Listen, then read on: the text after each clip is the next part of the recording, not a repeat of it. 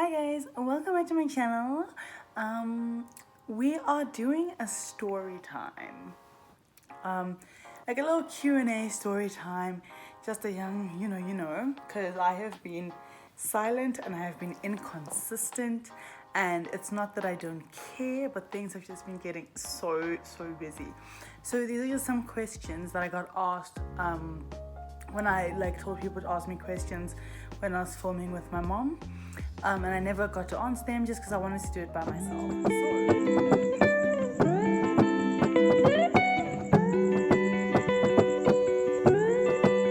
The first one is, you've been very quiet on social media.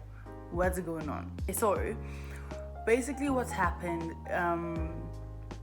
since life hit me was I came back from studies. So okay, let me start from the beginning. Obviously, test week got cancelled because of COVID-19, and everyone went home.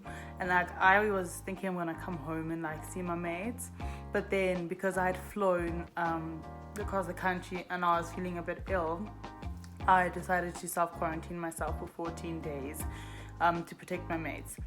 And by the time the 14 days was over, we had hit national lockdown.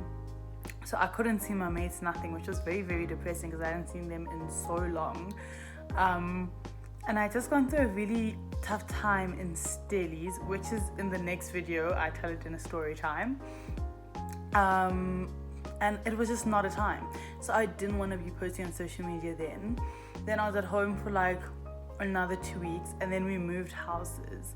Obviously, we had quarantine yourself, so I try to respect that as much as possible.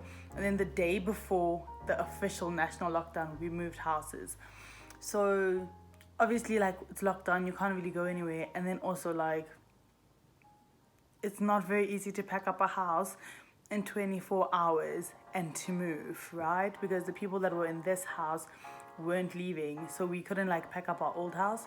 But anyway, we literally moved in 24 hours, and then we took a week to unpack and get used to the house, because it's a lot smaller than the other one, because my sister and I are planning on leaving the house. So there was no need for my mom to be in such a big house. So that happened.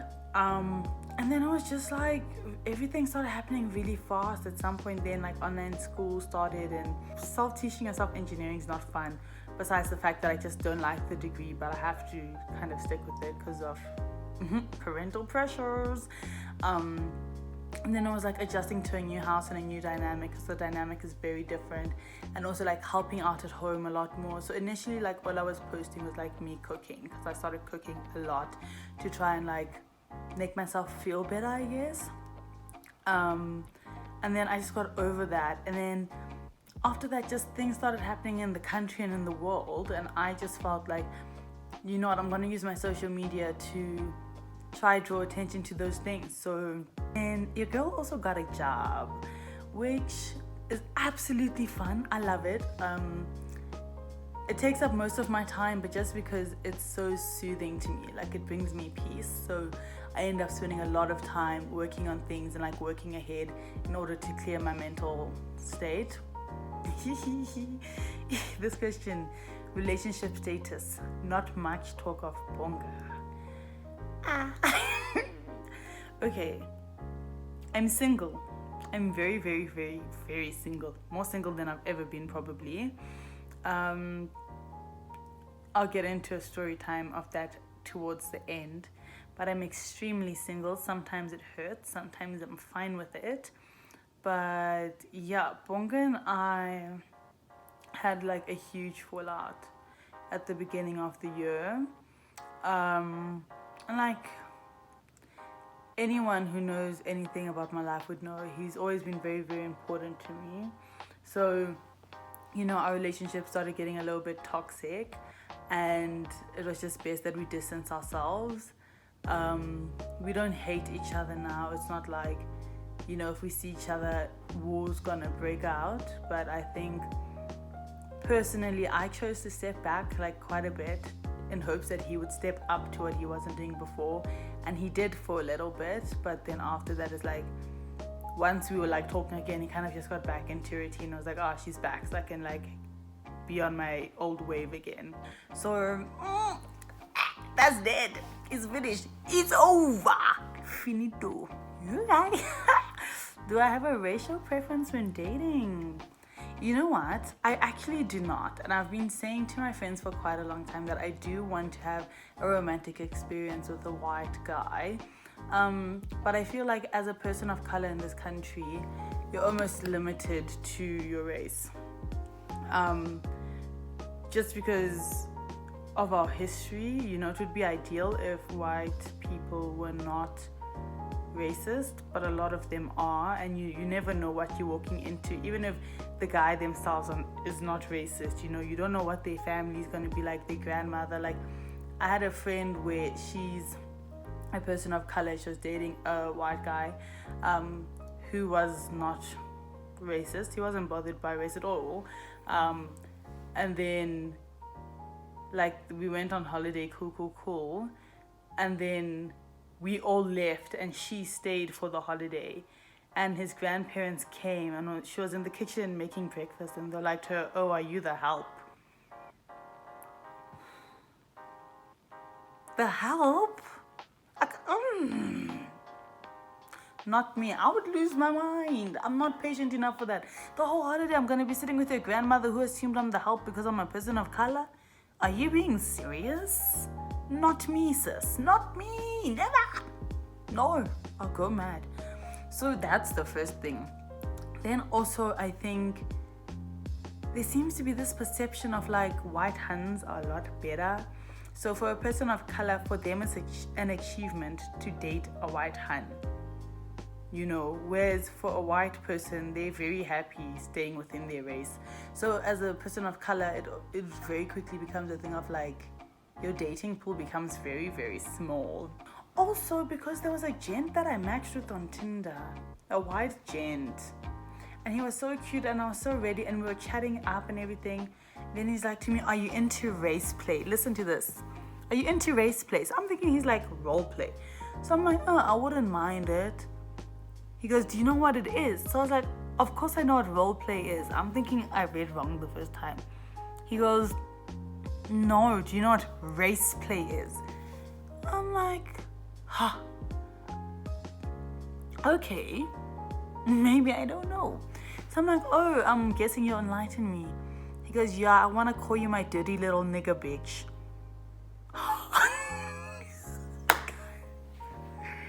You want to call me your dirty little what bitch? That was traumatizing. I don't know if I can date a cock gent now just because next thing he's going to tell me he's into race play. I don't want to be someone's fetish just because of the color of my skin. I don't want that. Like, no.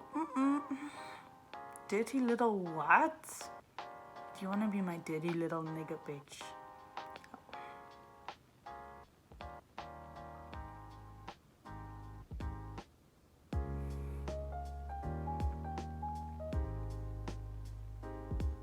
The fact that race play is even a thing disappoints me, but it's okay.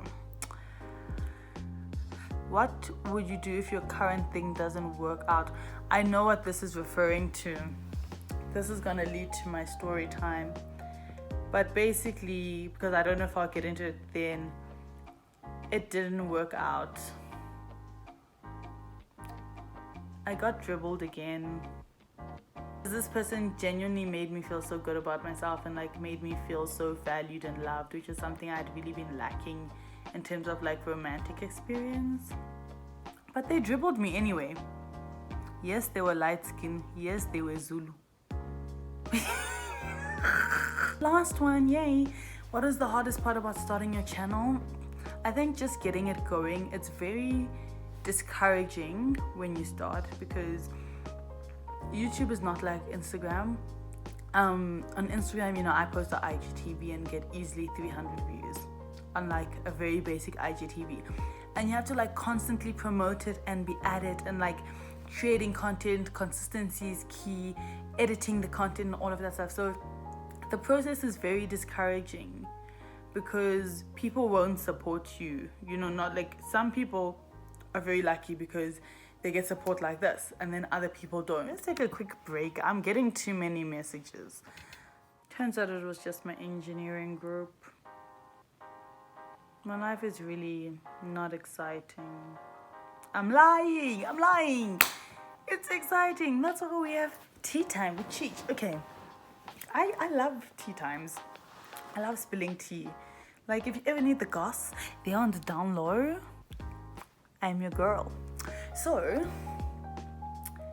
I'm gonna tell a tea time from this year. It's something a little bit recent, but I don't think I'll cry or anything. I think we're safe there. There we go. In December last year, we went to Groove one night. I remember I've always wanted to go to Groove on Boxing Day because I've heard that Groove on Boxing Day is so amazing. Like, it smacks. So I said to my mates, guys, we have to go to Groove on Boxing Day. And I convinced my sister and she was keen for it. So the Monday before Christmas, because Christmas was like in the middle of the week last year. On the Monday, I remember Nastasha and I had like a holiday job. We were working for my mom. So we had been paid and things were lush. And my sister was like, oh no, my mate from overseas has come over. Like, she's come home for Christmas. We have to go out. She says we're going to go out with her and her friends. So Nas and I are like, we went to work today. We are tired, but it's fine. We'll go. So we ended up going to Cubana. And then this girl's friend, like her childhood friend-ish, was there, and his cousins, right? So like, we were all chilling, you know. At that time, I was talking to someone and it was getting kind of serious. So like, I also wasn't scoping or anything. We move. Crazy times. You guys, you must come back for tea times. There's so much I have to tell you. You have to be back. Especially when I can see the Huns again. The December stories. You don't know. Anyway, so we're there at Cubana and we're chilling. And there's this one guy. He's like super, super cute. He's tall. He's groomed. You know when someone just has that energy of like, I'm here. But he was so reserved. You know how a gent is when he has a hun and he like loves his hun. He's not trying to mess with any of you. So I was like, I'm not even gonna like do anything there because also like I'm talking to someone seriously, so it's chilled. Then I think this whole family is cute because then also his cousin was like hella cute, right? So me and Nas are like sitting on a couch and his like cousin's there, and then my sister and this other gent and her friend are on the other couch, and then there's like an armchair where like the other cousin who's sitting, you know, that cousin out. He just ended up playing third wheel the whole December. So like, we're talking to this one gent, we're gonna call him, say, Sneakerhead, at least in Yana, because his shoe game is. We're sitting there with Sneakerhead and we're talking, right? And like, we're chatting and it's vibes. I'm like, Nastasha, this gent is cute, you better make moves, girl. She's like, nah, he wouldn't be interested in me, whatever. Then he now starts talking about how like, when he's interested in a girl, he likes to chat her up first, you know. Then he like, usually he only gives girls his number that he's like super interested in. He never takes numbers, but if he does take your number, like, you must know you're here type of thing. He's going on and on about this situation, right? So we're chatting with this gent, having a lack of time. Then it's time for us to leave. So then he pulls Nas to the side. He's like, yo, can I take your number or hit you up? So we're all like, okay, Sneakerhead, you clearly are into the geel. Nastasha gives the number. Nastasha also doesn't give out her number. So the fact that she gave out the number, we're all like, cool.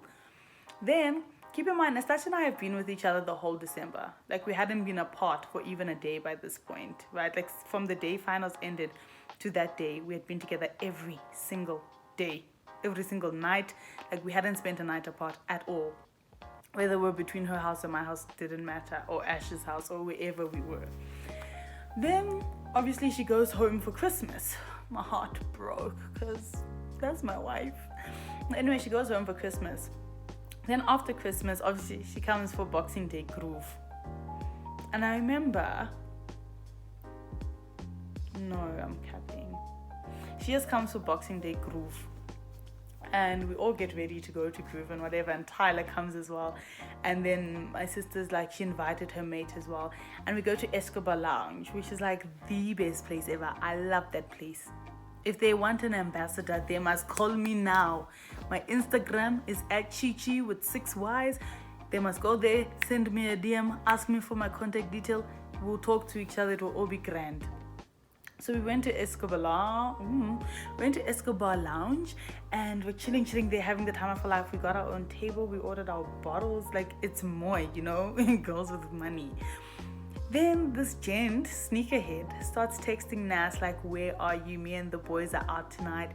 Really want to see you. He hasn't seen her in like 4 days, keep in mind, but he wants to see the girl. So we're all like, Nastasha, we have this whole big table here. Just let them come, because like this table can typically sit like 10 people and they're 5 of us. So like, let them come, like it's chilled, right? So they pull through, and Nastasha's in the bathroom when they arrive. So I see Sneakerhead, what do I call the other one? Skyscraper, because he's tall. Skyscraper and Third Wheel walking in, right? So I run to the bathroom like, yo, Anastasia, make sure the sweat is gone from your face, girl. Deb, do you need some perfumes? Whatever your gent is here, right? You can see Nas is like trying to play it cool. She's like, no, I can't. You know how Anastasia can get. So then we come out of the bathroom and they're there and we're greeting everyone, cool. And this is the first time like I look at Skyscraper properly. I'm like, yummy, right? But cool. We go through the night, right? Then, it gets hot. So me and Tyler are like, let's go downstairs, because also Nastasia and Sneakerhead are enjoying there. Third Wheel is like just being annoying. Like he's there on, oh, I like you, I want your number, but then he's also asking Tyler for her number. We were just bored. And then the bouncer there also was like chatting me up. I wasn't for it. So we went downstairs just to sit there outside and, gather ourselves before going back inside. So I'm sitting there and I'm like, Tyler, I want Skyscraper. Like, this gent is yummy. And then Tyler's like, I want American Girl, because that's the girl, my sister's mate that came back. So then Tyler's like, oh, I want American Girl, right? Because Tyler's bi. Bet, we're strategizing. Then my sister comes down. She goes, yo, guys, I just felt awkward there because Third Wheeler was saying how much he liked you, Cheech, and he wanted your number and whatever. So I just told him you had a boyfriend and you're moving to Cape Town with him. So I was like, yo, you saved my life. She's like, what are you guys talking about? I was like, no, I want Skyscraper. Tyler's like, yo, no, I want American Girl. My sister's like, imagine, she's like, yo, it's not gonna happen. So like, what do you mean? She goes, Skyscraper and American Girl have been pulling since you guys left. So I'm like, oh, my heart is sore, because it's so rare that I find someone taller than me. But he's not just taller than me, he's a skyscraper. Like, I was even in heels and I still had to go on my tippy toes to hug him. Do you understand? That never happens for me, guys. Like, if there's a tall guy out there watching this, I'll reconsider my not wanting a relationship. Please comment down below or go and enter my DMs or whatever. Like, you just cannot pass up an opportunity, because I very rarely find tall enough gents. So,